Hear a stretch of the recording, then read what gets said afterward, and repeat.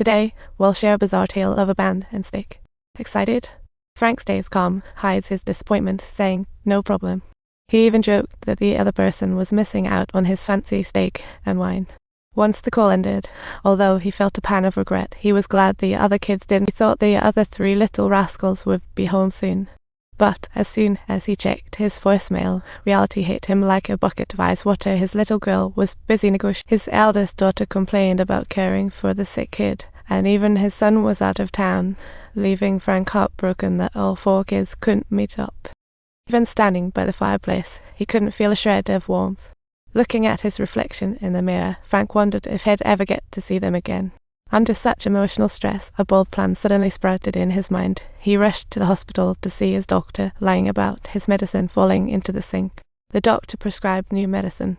Frank, relieved, rushed home to pack, thinking, if they won't come, he'll go. On the train to his son's city, Frank bragged to the girl across from him, talking about his kids' conductor, painter, dancer, businessman. Sounded like his kids they were all trained by him inch by inch, like upgrading a charter of power lines outside his window.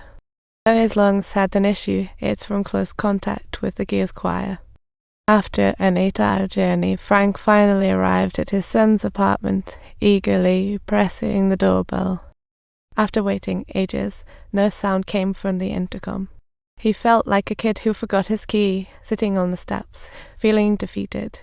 Unfortunately, till dawn Frank failed to see his son, dragging his tired body to rest, and found an art gallery. Inside, a painting by his eldest son David instantly brought back memories of teaching him as a child. "What will you be?" "An artist." "Yes, an artist." Frank stared intently at his son's artwork. It felt like he could see his son struggle through the painting, and on this lonely night, it added a touch of warmth to his heart. After barely getting through a night at the 24-hour diner, Frank went to his son's apartment again and sought help from a female resident. This time, he succeeded in entering. But after waiting long at the door, there was still no response. Clearly, his son was not home, so he left a letter, hoping his son would know how much. After finishing everything, Frank hurried to the next stop.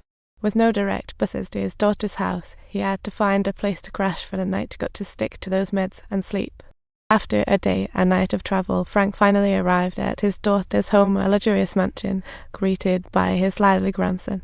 Seeing his grandson bouncing around, he didn't look sick at all, as his daughter had claimed, and Frank's heart filled with suspicion. His daughter was on the phone in the garden, trying to call him in her childhood voice. Now she was a mother. But to Frank, she would always be that little girl who loved to jump into his arms. Faced with her father's sudden visit, she seemed a bit flustered, her loving expression tinged with anxiety. After a short talk, the son-in-law sent their son to take her golfing and called his husband, as if avoiding something. They went to the golf course for a relaxing time, but learned from the grandson his grades weren't as good as his daughter said. His daughter seemed to be hiding a lot from him, and as evening approached, his son-in-law hurried home with takeout. Though the couple acted lovingly in front of Frank, the atmosphere at the dinner table was tinged with tension.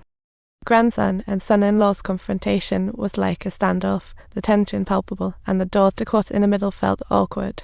She took the chance to ask Frank his plans, but when he said he'd stay a few days, her daughter declined, citing their busy schedule. She claimed that they were both too busy with work and that the kids had school, and there simply wasn't time to host him properly. Frank felt a bit disappointed, but didn't press the issue, saying he would visit the other two kids. He suggested taking a family photo, but his grandson stubbornly refused to stand next to his son-in-law. The three managed to force smiles, and everyone knew the bitterness behind it, leaving Frank with mixed feelings. Just before stepping onto the train, he left a letter for his daughter with a question he had lumbered. "Hey, is this kind of awkward?" Your daughter, Frank, though strict with his kids when he was young, never wished for them to be rich. He just wanted them to be happy. On the train to his younger son's place, Frank chatted occasionally with his neighbor, but this time he felt less boastful, seeing his kids' actual lives. His youngest son, Robert, was a band conductor, but when Frank saw his profile, his joy deflated like a balloon. Actually, his son was just an ordinary drummer, so I noticed that he had left in the middle of a performance without anyone noticing. The reunion should have been warm, yet felt like strangers behind an invisible wall. Frank couldn't help but ask about the conductor gig, but his son vaguely replied he occasionally conducted. He clarified that he was really a drummer, leaving Frank feeling helpless, not wanting to burden his kids. Frank believed his son should strive for higher achievements, but he didn't want to challenge his own talent. Frank wanted to stay and spend time with his son, but his son mentioned a trip to Europe, giving Frank a next time, maybe reason. Left with no choice, he prepared to head to the next stop, casually asking his son the same question. His son's yes filled Frank with mixed emotions. He glanced back, nostalgic, before leaving. After a brief reunion, they had to part again, and Frank left a letter for his son. The letter contained all the words he couldn't find the courage to say, while his son too felt a deep concern for his father. He secretly followed his father all the way to the station and let his sister know the details, urging her to be there to greet Dad.